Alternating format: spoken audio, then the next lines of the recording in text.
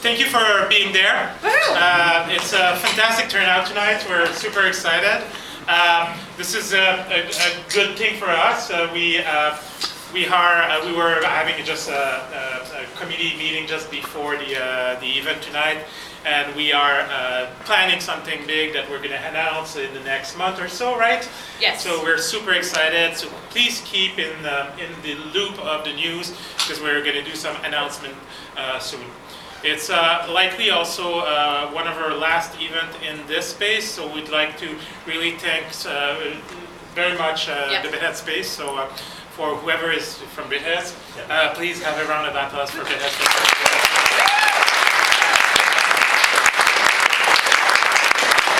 So, industry news. So who was at CGX Montreal this past weekend? Wow, that's awesome. Thanks everyone for coming. We had a great Ottawa showing, which is great. And Ottawa CGX is being planned right now, so stay tuned for news on that. I think it's really awesome what Ottawa is doing, so we really want to celebrate that as much as possible. In terms of industry events, is there anything that's happening right now? I'll do a shameless plug. You should, absolutely you should. So we are a group of companies, so Steel Crate, Breakfall, Snowden Studios, and Jillian Mood and partner, the Meatly, we're all going to go under the same roof. So we're moving in the next, the next month, like within the next 2-3 weeks, like the companies are slowly coming into under that same roof, and that's probably where the next events will be held. We're super excited about that. We're trying to create what we call the Capital Game Hub, where like games are made. This is something that we hope will grow with years, and we'll see more and more people. My plan is to take over the entire building, so we took the 4th floor. There's only 3 other floors. We can do it. You all should be part of it. It's going to be amazing. So we're really excited about that. So this is something coming in. Next month there's going to be also like through the Ottawa 2017 the game celebration. So you will see games on the university walls, like the big projections on the outdoor walls and downtown area. So it's around 14, 15, 16 in Ottawa. So downtown it's on the 16th. So it's something, don't miss it out. You just go on the Ottawa 2017. There's going to be announcement. I know that there's going to be competitions also. So if you're in the gaming space, go play games, go win. You can win up to $5,000. So it's a good opportunity, and I think it's going to be exciting to see these things happening. Go Ottawa. I think that's it for industry announcements. We're going to do 2 talks tonight, which is really cool. So Jonathan McCaffery is going to be kicking us off, talking about Braincloud. Sorry. Oh, Braincloud, yeah. Braincloud. I mixed 2 initiatives up. And then the Cuphead team from Ottawa is going to be talking, which really is another shout out to Ottawa and how well we're doing, which is great. So yeah, let's get started with Jonathan. Cool. Thanks everyone.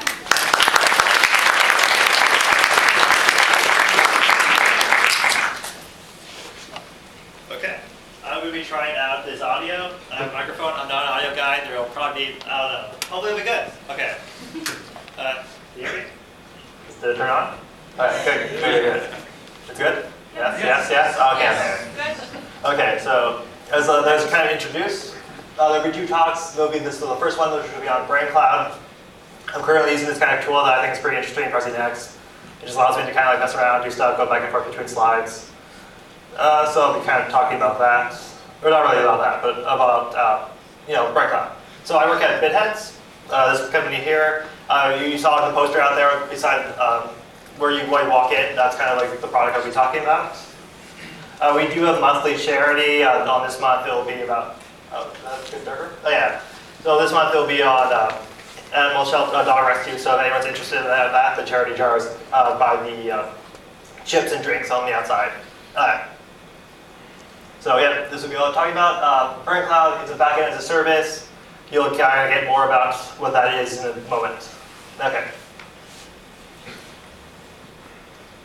So about me, what do I do at bitHeads? Why am I kind of like for this talk and giving it?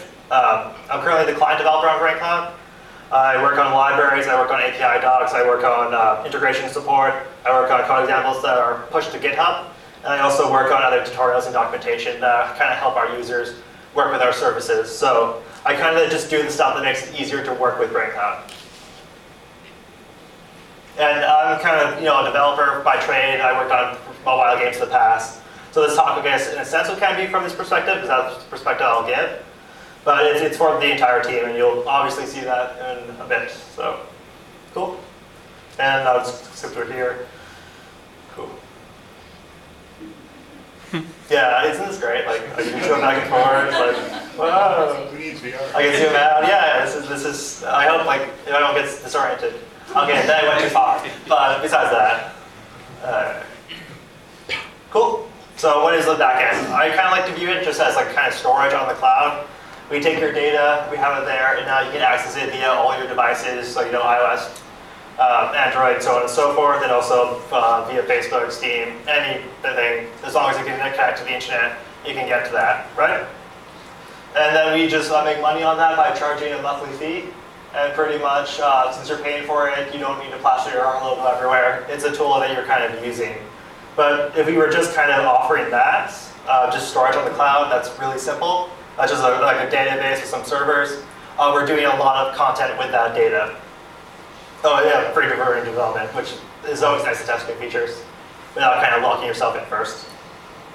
So a ton of features of how to kind of manage the data better and different kind of things that you kind of want to have on the cloud, like your player authentication, multiplayer, push notifications, and so on and so forth. I'll kind of describe it more in detail. I'll probably bring up the website.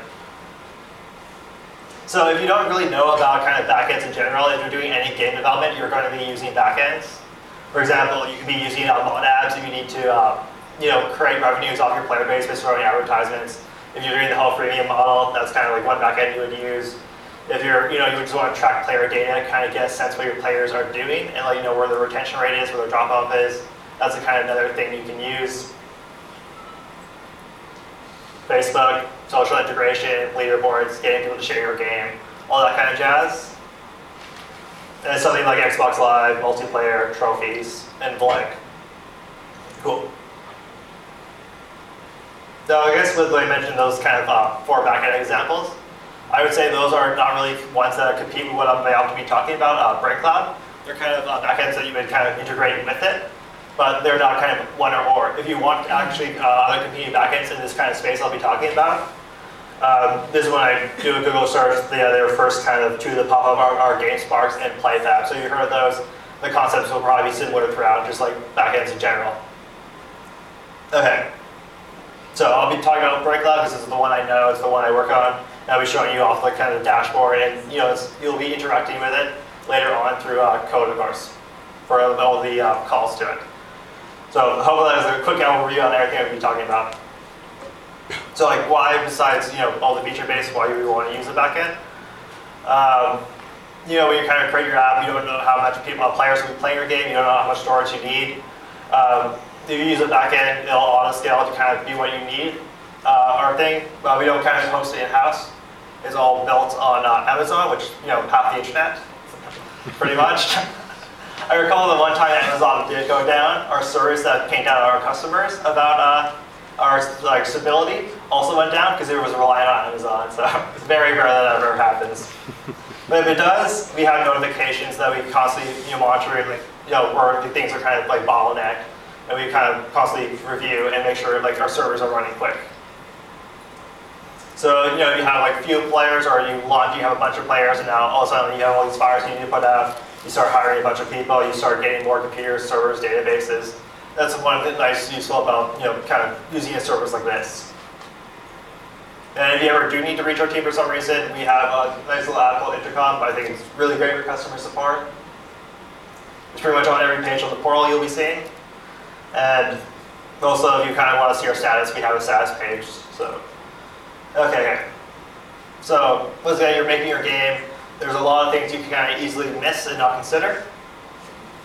And because we're storing player data, one easy thing to forget is you create your game and you release it, and then you do a new version and you rechange all the multiplayer logic, all the game data. Well, now suddenly your players are going to log in with the old version of your app and kind of break stuff, right? So you wanted to be able to kind of lock them out beforehand. If you use a service like this where it's really kind of designed, you can set a minimum version number. So now you didn't have to kind of retroactively plan it. You just say, okay, the min version for Android because we're pushing out a new feature. it's going to be 1.2. So anyone who tries to log in will then get a push up, get a pop-up saying that, okay, they need to update their app.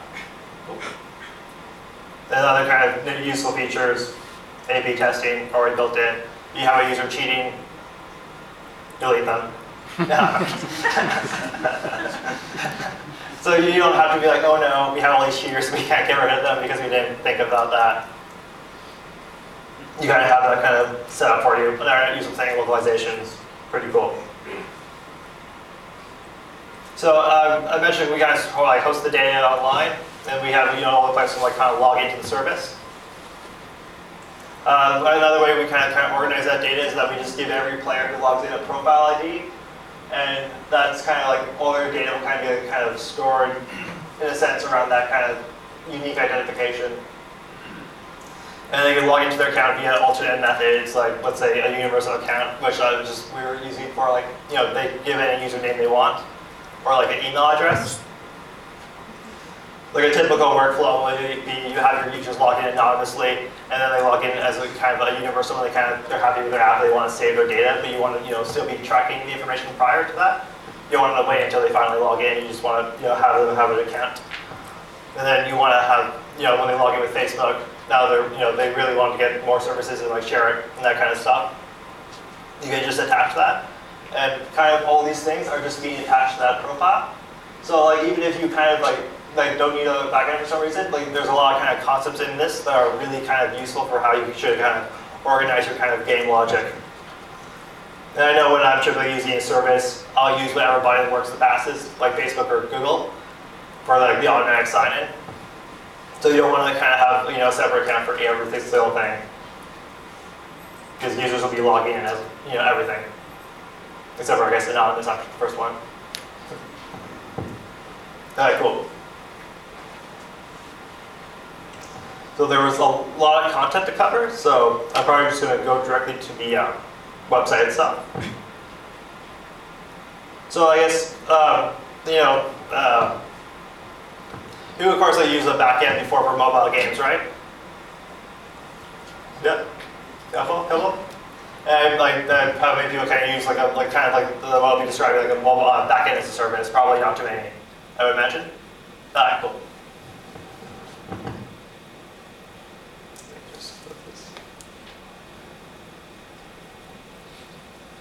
So this would be the same if you're kind of using something like Facebook or typical kind of stuff like that. You create an account, you log in.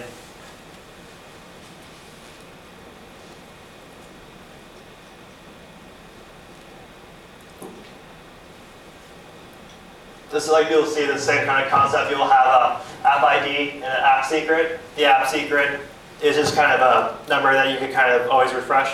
Let's say if you accidentally leak it, like I just did right now, you can instantly just wipe it. Meanwhile, the app ID is a constant value that will always be kind of referenced to your app. All kind of backends do this because it's just an easy way to pair your game with the device or with the cloud service itself. That.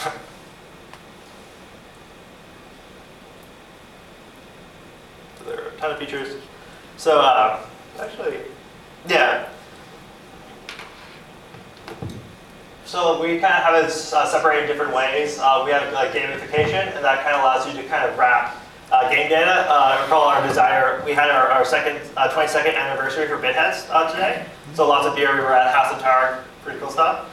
And our designer was in from Toronto, and he was saying actually his favorite feature about this kind of system is global properties, because he likes to be able to edit the game data on the fly, design it, test it without going up to the developer and saying, I need these stats tweaked slightly. Because this is all saved to the cloud, he can go in and say, oh, I want to change the combat values. And he can go in and start modifying values slightly, test it in the app, go back, modify the value slightly, test it again, and then kind of get a nice good feedback loop, right? Yeah, so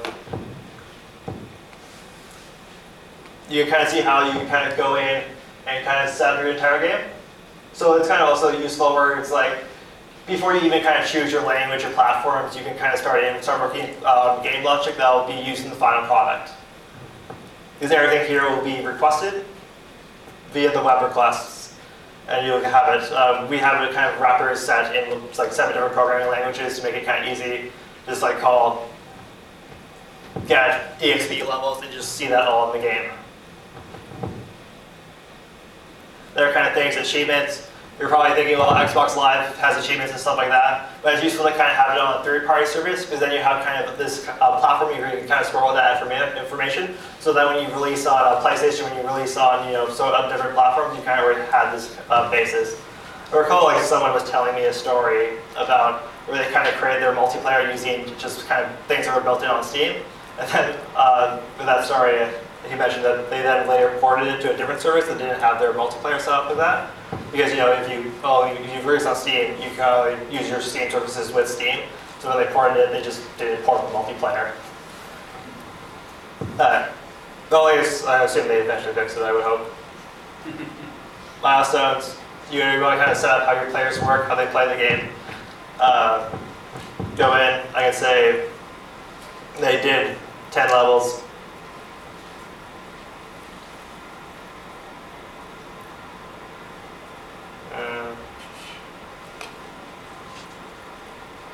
Give categories so it's easy to search, and then you can start, say, okay, they completed this milestone, that'll unlock, this achievement, and it'll get, this amount of golds.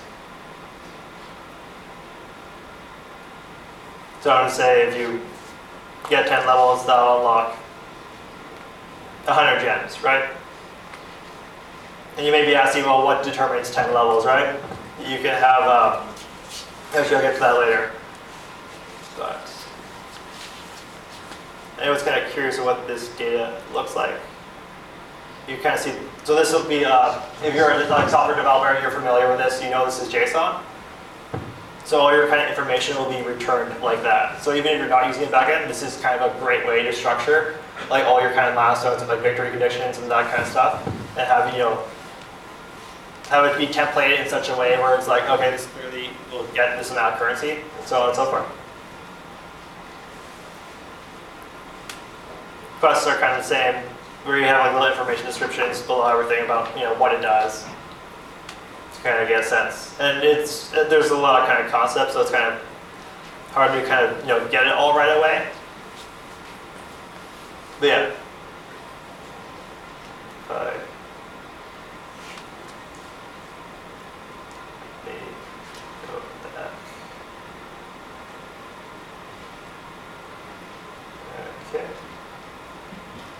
You can kind of see how the designer can go about once again using it, design 2 key components of the metagame, including the economy without code. I guess feel free to ask questions throughout. Cool. Statistics.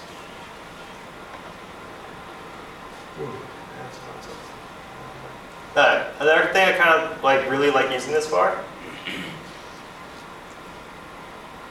is tech support. Typically, when I get a user who has a problem with their app, they contact me and they say they don't get why the user can't log in or this device under these settings. We have really good kind of error logs and tracking where I can kind of go in and see all the user data, and I can see how they try to log into the service. Like if they don't support a certain kind of device version, right? Like I mentioned, you can kind of set the platform since say the mid version for Apple iOS is now 1.3. Now all our users can't log in. They're all kind of saying we can't log in there and they're having issues. You can go over to this kind of monitoring section of the dashboard and go to your recent errors and suddenly see, oh, look, it's all red. All our users can't log in. We probably messed up. And it's really convenient. And it's also kind of useful because if, let's say, you kind of have a user who's saying he lost money, he lost data, and you kind of want to kind of verify, make sure they're not cheating to kind of prove how much data they lost. You can kind of go in,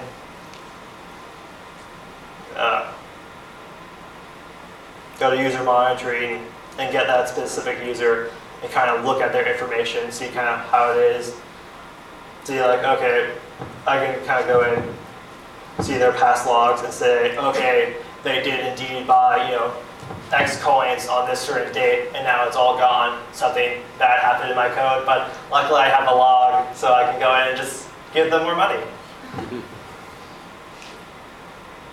And then I tell my users how I found out that information, or I guess I should say my clients, so they can go in and incorporate the same logic when they release their apps live and start doing development work. So that's, if anyone has other questions on how you can use it for great tech support, feel free to hit me up. And I guess the other one of that, those 4 pictures I showed, you got probably already got the sense of the developer one. It can also be used for product management, because now you can kind of see about your kind of market shares, who is playing what, or what apps. So you can kind of, when you make milestones, to know which versions of your app you want to focus on to release new versions. You can make those solid statements based on metrics, and also if you want to start scheduling promotions about how things happen. Like if you want to do push notifications, you need kind of a server for it. So let me promotions.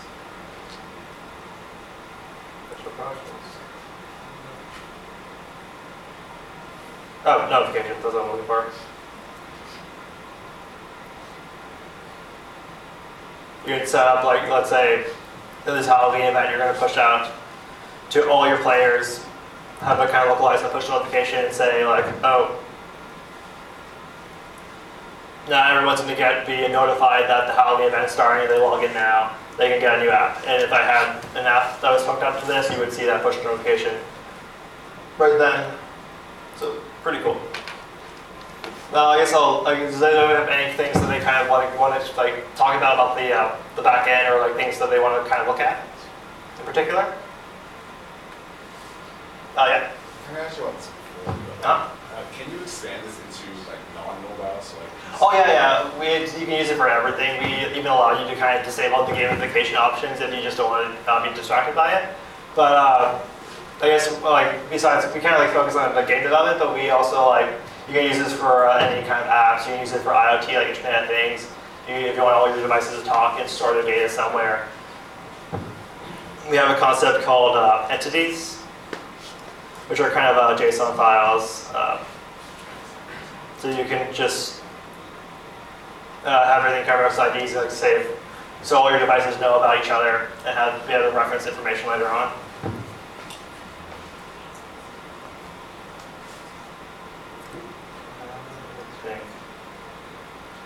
And another thing you can kind of do, I guess you could kind of use it to, if you wanted to start writing your code logic, or I don't see why you would ever do that. Like you pick the backend before the language. But if you could, you can start writing all your game logic here.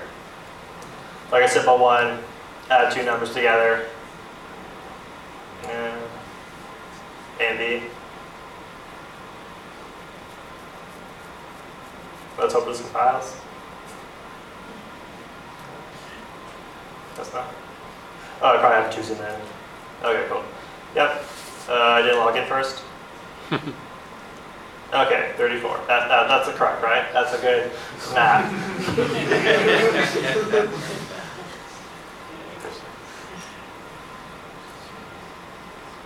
Oh no, it's gave me different results. I don't know what's going on.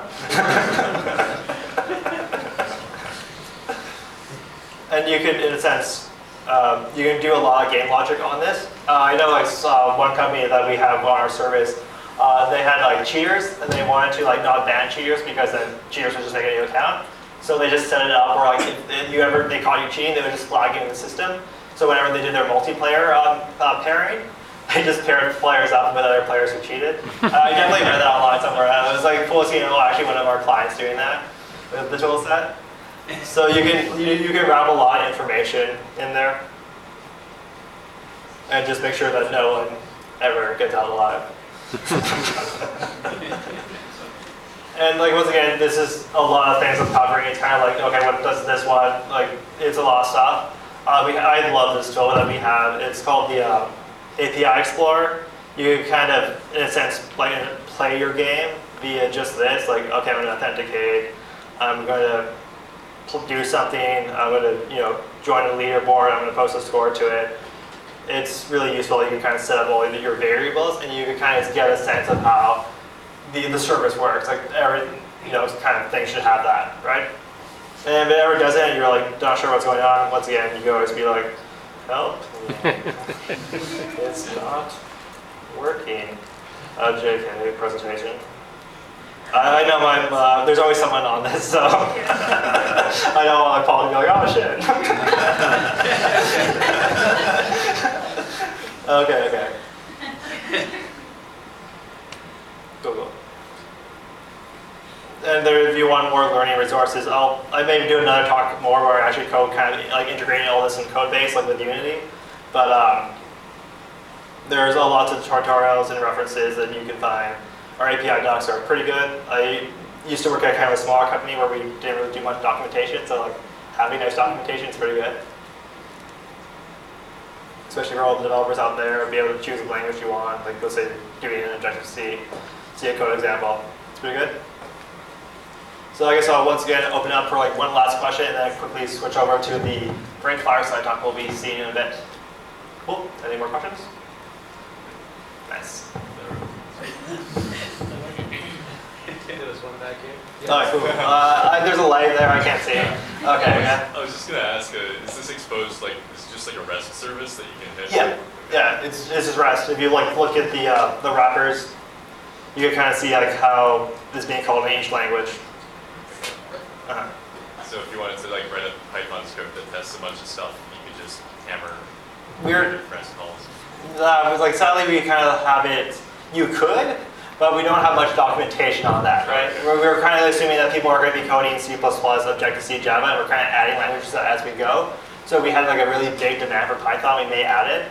And we'll probably eventually expose like those REST APIs into documentations. But if it's not documented, as I say, it might as well not exist, right?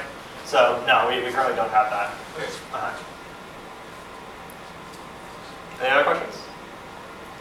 Good. So 2 minutes to spare. That's good timing.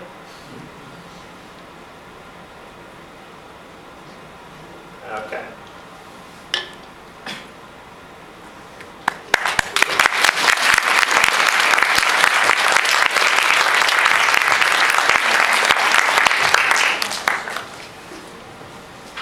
So let me turn off this audio. We'll take 10 minutes if anyone wants to grab a drink or use the bathroom.